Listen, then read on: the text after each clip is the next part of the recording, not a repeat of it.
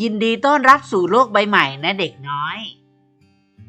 เป็นโชคดีของพี่ๆเจ้าหน้าที่และจิตอาสานะครับที่บังเอิญได้ยินเสียงช้างร้องแบบแปลกๆพวกเขาก็เลยเดินตามหาที่มาของเสียง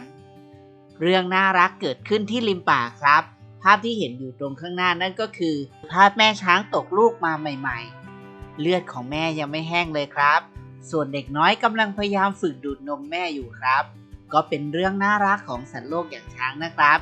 ขอให้สนุกกับโลกใบใหม่นะเด็กน้อยเพราะป่าคือบ้านของสัตว์ป่าที่เราทุกคนช่วยกันดูแลครับ